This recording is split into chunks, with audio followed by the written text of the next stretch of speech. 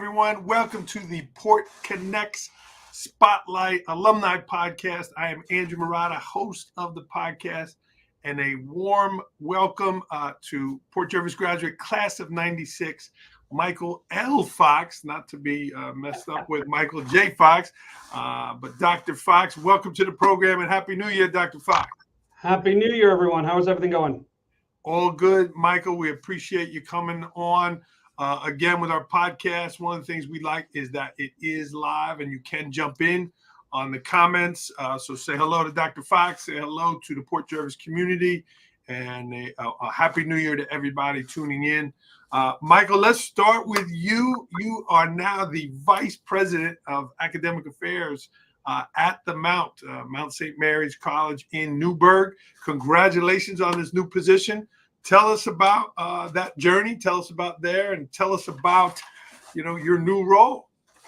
Absolutely. So I'm the Assistant Vice President for Academic Affairs. So I work directly with the Vice President for Academic Affairs, and we basically are the academic side of Mount St. Mary College, and the academic departments, both the academics in terms of the faculty and the individual subject matter disciplines, as well as the academic departments such as the Career Center, the Writing Center, things like that.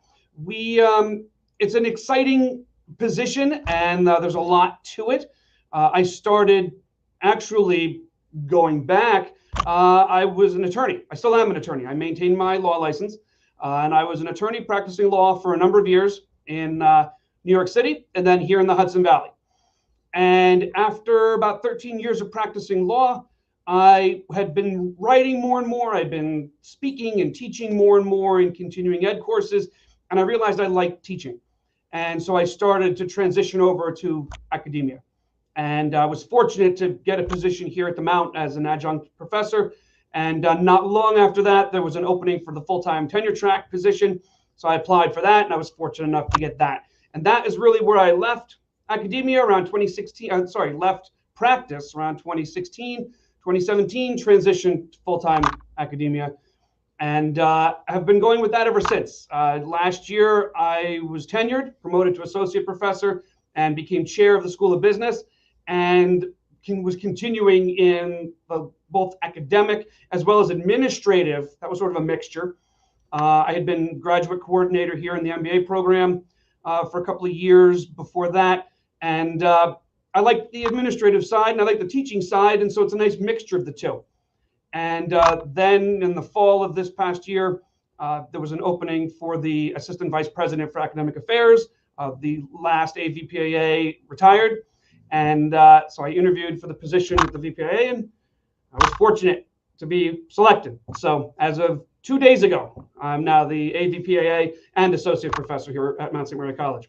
Wow. Well, congratulations there, Michael. We're going to dive into your academics as you assume this new role. And forgive me, it's assistant vice president. Like, what are some initiatives that you want to accomplish, right? You're sitting there. It's a new year, new position, but this is a college that you love, a college that you've been at a long time. It's in our backyard here in Orange County. What are some things you're hoping to accomplish with that new position?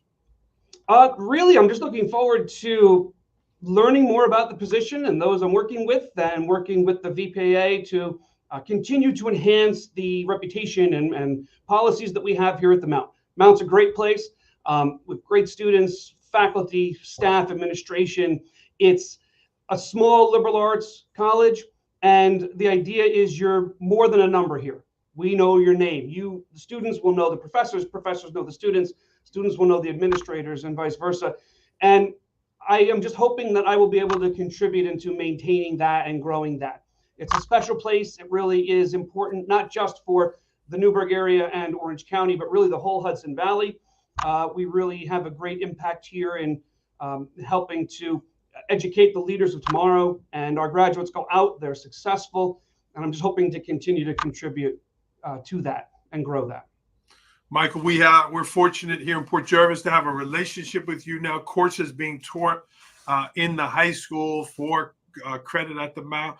Do you have a relationship with SUNY Orange? Have a lot of your students gone there for some early years and then transfer you? Is that something that you have a good relationship with? And we do, and so we're always, growing, expanding. There are things called articulation agreements that the vice president's office and others are always looking into, working on. And yes, one of the avenues is certainly community college to start, and then transfer to a four-year institution such as the Mount. And certainly transfer students are more than welcome, as well as students from other four-year institutions. Absolutely. Yeah.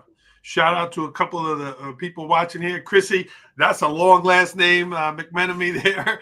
Ken Mundy. Again, if you are watching, you're a Port Jervis graduate, jump in and say hello. We love running this podcast. Where are they now? And again, Dr. Fox, class of 96. Bucknell undergrad, Michael, and then Columbia Law. Wow. Two high-level academic institutions. Tell me about your journey there at Bucknell, about that choice and your time there with the Bison. Yes, absolutely. And hi to Chrissy and to Ken both. I started at Bucknell, loved it. It was a great place. There were some Port Jervians who had gone to Bucknell, and that's how we'd heard about it in my family. Knew of the school, and then heard from individuals, Deb Cassara, Al Mickle, going back a few years. There were a number of us who had gone to Bucknell and went there, loved it. It was a great place. Got involved in the community there and student activities, and just really had a great time and learned a lot. I was an economics major, biology minor, and used that with an idea that I wanted to look into law school, to then transition over to the law school side, and then at Columbia. Totally different experience. New York City, different from Lewisburg, Pennsylvania, center of Pennsylvania. Yeah, but another, a great place. Loved them both. Had really great experiences, and I think they prepared me well for what I'm doing now. Yeah. Michael, did you live in New York City while you were at Columbia? Did you stay down there? I did. I lived in New York City for the entirety of while I was in law school, and then I actually stayed on for a few more years. I lived in the city when I was working for a Wall Street firm.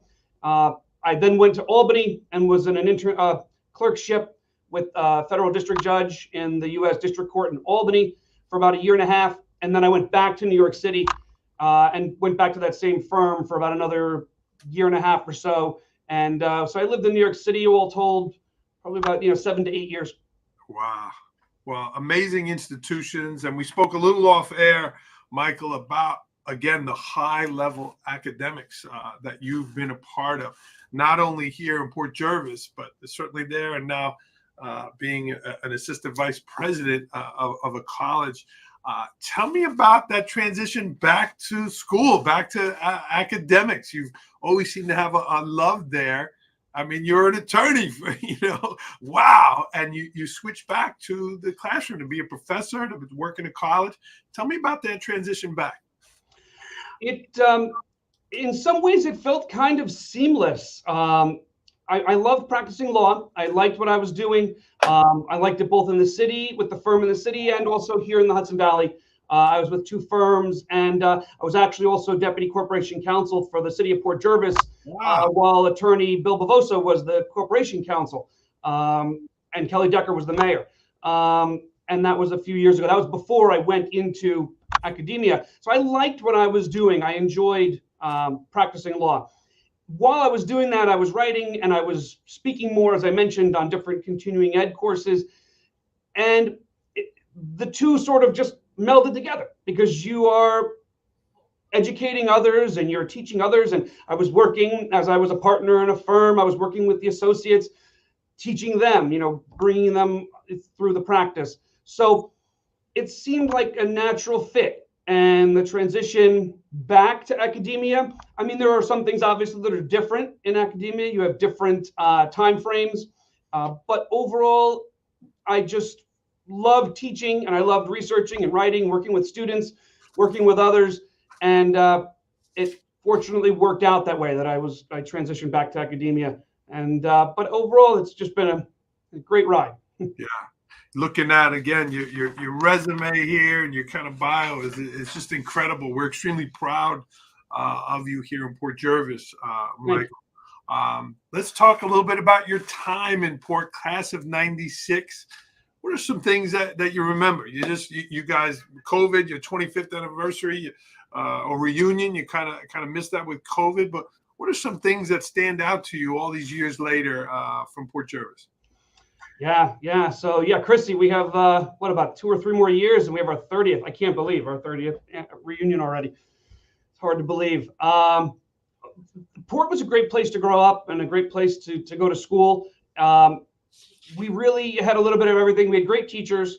We had great, athletics, great student clubs, teachers that cared, that prepared us to go on to college, to go out into the world.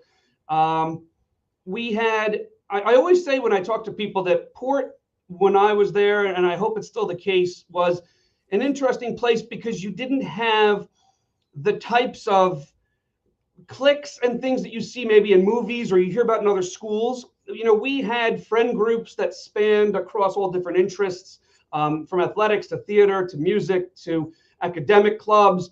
And yet we were all friends. We were all together. We all, hung out, spent time together, and stayed friends after. And so it was just a nice place to be in school. We had some really good teachers who I think influenced us. I know we spoke about a few pre-show. I hesitate to mention any because I don't want to leave any out because there were so many, but we just had really great, faculty administrators, people in the community. Yeah.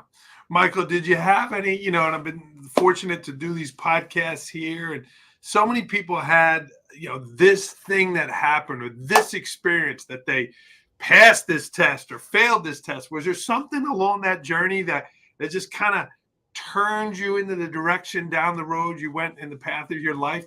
Was there an incident there, whether elementary, middle school, high school, that you remember that really kind of pointed you down your path? There were several. I would say one, I think, just related to the professional and academic side. So I was a member of the mock trial team in the high school for 4 years. Wow. And my father had been attorney coach for the team for a number of years. And then attorney Glenn Plotsky was coach of the team. And then my dad was coach of the team again. And that's attorney Mark Fox, who had practiced for years in Port Jervis. Our senior year, we had 2 different teacher advisors as well. So Alice Lenihan and Kevin Birmingham, during those 4 years from 92 to 96 had been different years our teacher coaches. And by senior year, we had the team together and we'd been pretty much a unit going through for 4 years. And our senior year in 96, we made it in the mock trial tournament, statewide tournament, to the finals in Albany, and we were number 2 in the state. Wow. And arguing the case with some of our teammates were the witnesses, some of us were the attorneys, before real judges and real courtrooms. When we went that far, I think a lot of us, and a number of us from the team, have become attorneys. And several others, including witnesses, have gone on to acting careers. So Kevin Donaram was one of the witnesses. He's gone on into acting and performing arts.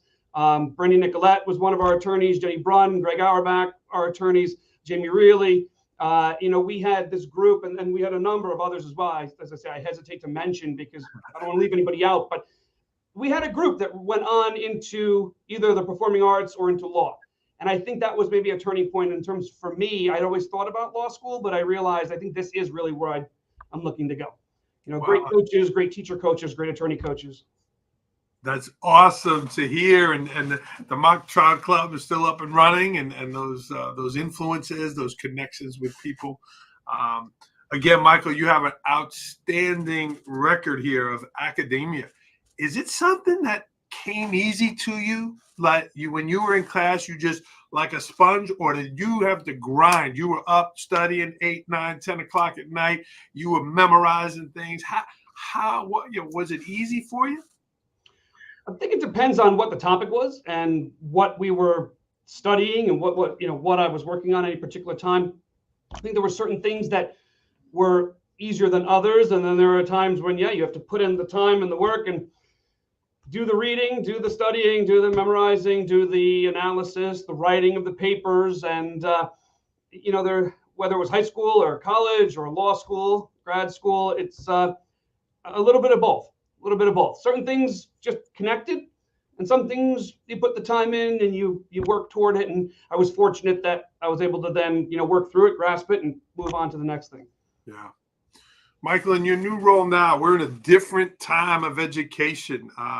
The phones, the electronic communication, the electronic testing, and AI, it's on our doorstep. I have been very hesitant to even kind of get involved. I've never even been on Chat GPT. I don't know, but it's on the doorstep of our students. How are you looking at that in your new position about these technologies and the impact it's having on students? I think part of it is trying to figure out how it works best, how you can adapt to it, how you can learn to utilize it for its benefits while being aware of the risks that it poses. One of the things that I focused on in the newest edition of one of my books, Primer for an Evolving eWorld. The newest edition just came out in the fall, and I spent some time discussing some of these new technologies in society. And it would be artificial intelligence, not just chat, not just the AI chatbots, but other types of artificial intelligence. We have all kinds of AI out there. The personal assistants on your devices, AI. If you use search engines that learn from you as they're searching, utilizing AI, there are benefits that exist, and there are dangers and concerns. And so I think one of the things that not only users, but educators and the government are working on, how can we harness it for good? Because it's part of our future, it's part of our present. How do we teach students to utilize it and accept the good things and harness the good things, be careful of the bad things? And I think it's an ongoing issue. I think it's something that will take time, because as AI continues to evolve, so must our efforts to better understand it, use it, and be wary of it at the same time. Yeah, that's a great answer. What would you say to our students, Michael, our Port Jervis students, whether they go to the Mount, wherever they go? What would some advice as a high academic person yourself, and again, your position of assistant vice president there, what advice would you offer to our kids that want to go to college? What skills should they be working on as a sophomore, as a junior, as a senior, that would help them be successful in college? I think a couple of things. One would be to work on note-taking skills and work on annotating skills in terms of texts. So whether you're using an ebook or a print book, utilizing either on the ebook, the highlight functions and the note functions, or in the book and the textbook, highlighting and flagging, because you want to get an idea of what is important to highlight and flag and what isn't. You don't want a text that's completely highlighted. It doesn't help you in terms of studying. But if you can highlight and annotate the important things that you want to come back to in terms of studying, things you want to remember, because it will help you in analyzing the next assignment. Working on those types of skills, because that will benefit you in college, high school, college, and graduate school. Understanding what's important to take down in notes, how to study those notes, how to review those notes, what's important to write down, what's important to take in, what connections can you make. I think those are some important skills. Work on writing skills, because writing is very important, whether it's a text message or an email or a formal paper or a letter. It's important. Resumes, when you're writing your resume, so work on proofreading skills and other types of writing skills. That's always important, to be able to communicate clearly, effectively, because that also can translate into verbal communication, where it's not written down, you're trying to communicate. Get those skills harnessed, though that will take you a long way. And then I think when you're looking at colleges, look for some place that you are comfortable, you can see yourself, not just for the next 2 years or 4 years, but for the rest of your life, because you will be an alum of that school. Where do you feel a connection? Where do you see something that you're looking to study? Where do you see a community and a campus where you feel that you would want to be a part of that?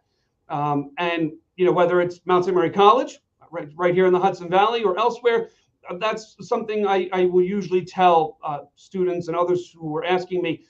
find the place that speaks to you, find the place that you are comfortable, that has the type of academics you're looking for, that has the faculty and staff that you're looking for.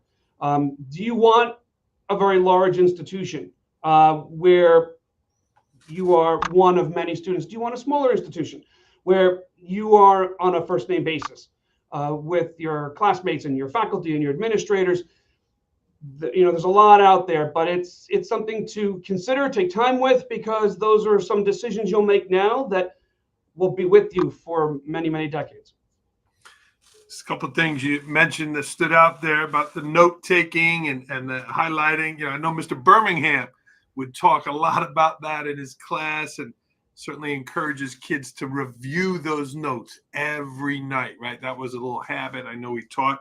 And speaking of highlighting, I have your bio here. I have a number of things highlighted, but in addition to your articles, you've been published a lot of places. You've written a lot.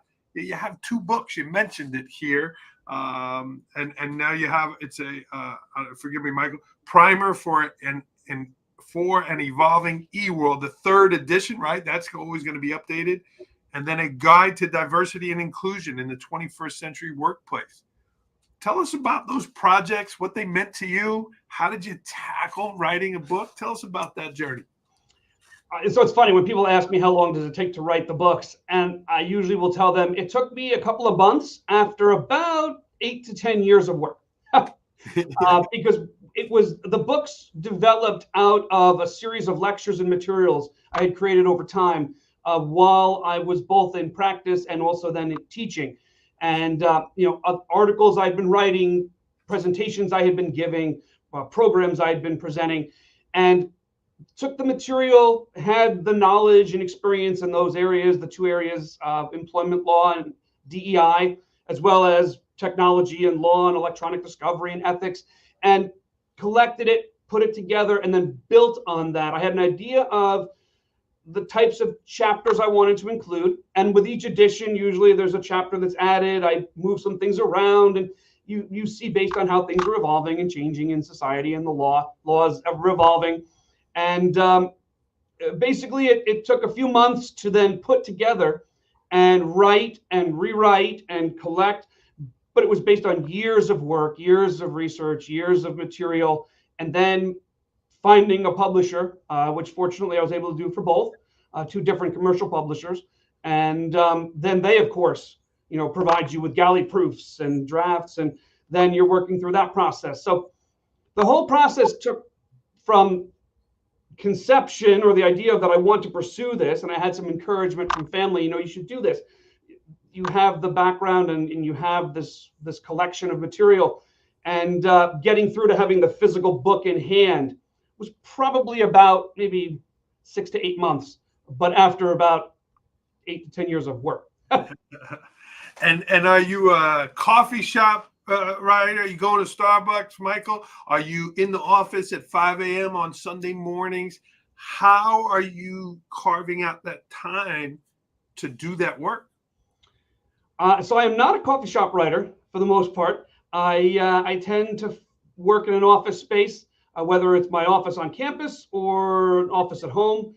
And I tend to write when I feel something that I need to write, but I tend to try to do either early mornings or afternoons. And one of the benefits of being in academia is that I had summers where I had time that I could dedicate to writing, as well as the January winter break. So I had some time that I was able to dedicate where I wasn't also teaching at the same time, advising students. So there were blocks of time that I could dedicate to working on this. And there are many, 10, 12, 14-hour days. And not because you're sitting there thinking that you're suffering through this, but for me, it was because I liked what I was doing and I liked delving into the topic. And so before you know it, you've spent 6 or 7 hours in front of the computer. And you realize, it's time to get up for a minute and stretch, go to the gym, go do something and come back, because you're sitting for too long. But it's just what happens, at least for me. You just get engulfed in it, and it just takes on a life of its own. Well, good for you for doing that and putting that out there, and those, heavy duty topics there.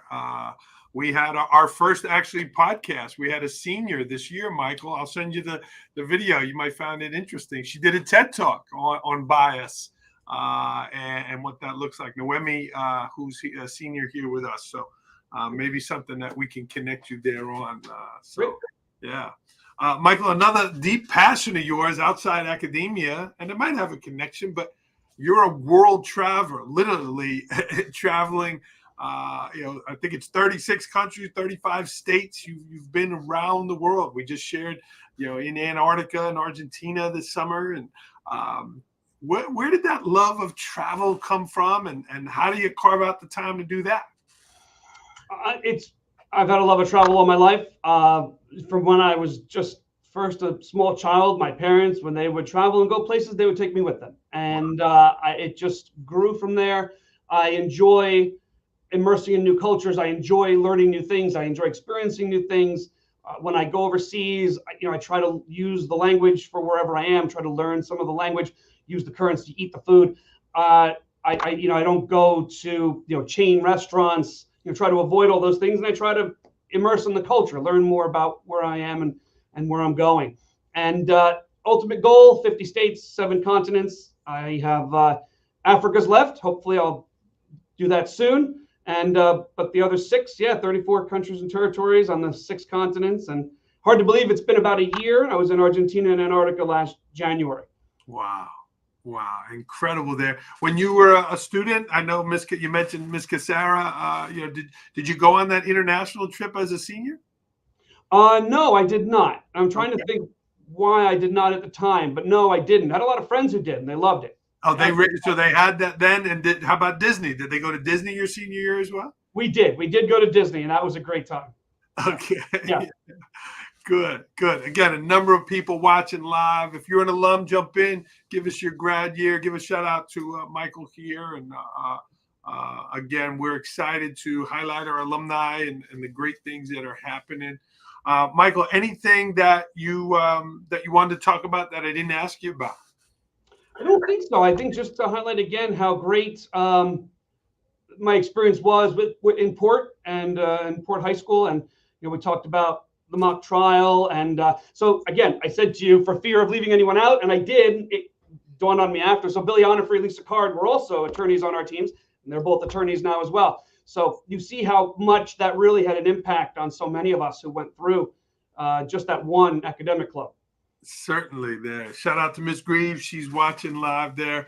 And if you go into our Port Jervis cafeteria, we certainly have Mount St. Mary College represented a number. And Michael mentioned his parents. I remember his parents bringing his Columbia pennant. It's literally on the side door, that light blue. It's up there, and it's our only Columbia pennant up in the cafeteria. But very proud of those. And again, Michael, just you read this and you're like, holy cow, and to know that you came through our schools is fantastic. Kelly Decker watching. Yeah, he mentioned you, Kelly, and the work you're doing together. Michael, again, in your new position here, you're still teaching. You're highly involved in academics. We're in a new year here. What's a message out there for 2024 for our students, for our community here in Port Jervis from you? I think a message for 2024 would be let's look forward with a lot of anticipation and excitement. I think 2024 is going to be a good year, big year. We certainly have a lot going on in the world, but I think that even though you have some things that are more negative, I think there's always reason for hope. I think the world has always overcome setbacks. We've always been able to work together to improve the world. And I think that's something that we should all be looking forward to this year. I think there's a lot of potential in our country, in our world, for good things. And I really am hopeful that we're going to see that in 2024. You have any world marks you're going to hit there in 2024? Any trips planned? Hopefully. I think, we have so one of the nice things about the Mount, we've got study abroad coming back since COVID. And so right now I am currently scheduled to co-lead a study abroad to Greece in the summer with a colleague of mine. and that should be fun. That should be great for the students to experience. Looking at the history of the ancient Olympic Games, and then we'll see. I'm hoping maybe another trip as well. Superintendent Bell is watching here as well. Dr. Bell, you could run in the original Olympic Stadium in Athens, Michael. I had a chance to do that this summer with my daughter. So absolutely, you can get in there, and a lot of history there, certainly with the Olympics, and that'll be a great trip for you. So awesome. Yeah. Michael, you mentioned 2024.